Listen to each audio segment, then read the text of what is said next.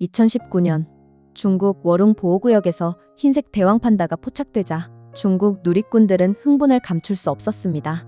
그런데 이 소식과 함께 또 한 마리의 전설적인 판다가 다시 회자됐죠. 바로 치짜이.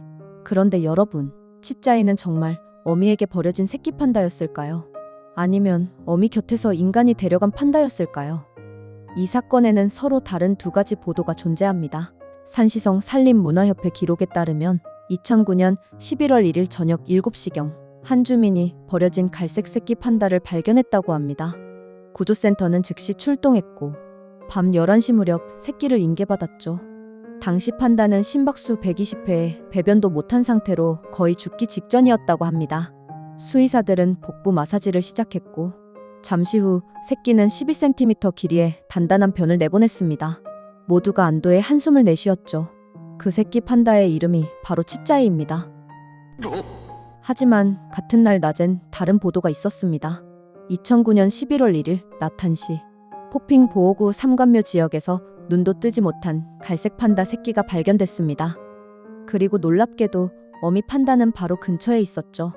어미 판다의 털색은 선명한 흑백으로 건강한 성체였습니다.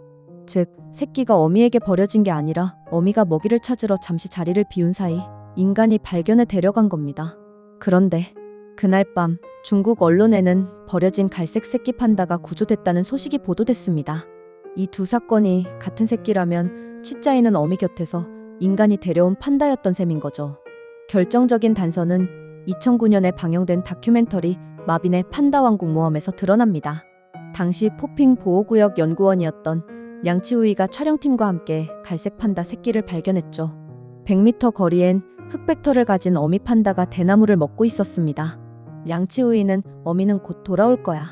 표범이나 들개가 위험하니 그냥 떠나자라고 말한 뒤 자리를 뜹니다. 즉, 다큐 속 갈색 새끼 판다. 바로 치짜이일 가능성이 매우 높습니다. 영상에서처럼 어미가 바로 옆에 있었다면 정말로 구조가 필요했을까요? 판다는 야생 적응력이 매우 뛰어난 동물입니다. 더군다나 2009년 당시에는 이미 판다의 인공 번식 기술이 안정화되어 있었기 때문에 굳이 야생 판다를 포획할 이유가 없었습니다. 만약 치짜이가 정말 돌틈에 버려져 있었다면 그 구조는 옳았을 겁니다.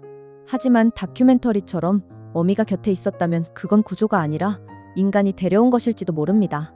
판다가 행복을 느끼는 방식은 인간과 다릅니다. 그들은 숲에서 먹이를 찾고 사랑하고 그곳에서 태어나며 결국 다시 숲에서 생을 마감하기 위해 존재합니다. 2019년에 흰색 판다가 다시 화제가 됐을 때도 잡아서 연구해야 한다는 이야기가 나오기도 했습니다. 하지만 그 말 뒤에는 우리가 잊고 있던 진실이 숨어 있습니다. 판다는 인간의 관심보다 자유로운 숲이 더 절실한 존재입니다. 중국 누리꾼들은 말합니다. 치짜이는 인간이 훔쳐간 거야. 엄마 판다가 한참이나 찾아다녔다고. 버려진 게 아니라니까. 여러분들은 어떻게 생각하시나요? 여러분들의 생각을 댓글로 남겨주세요.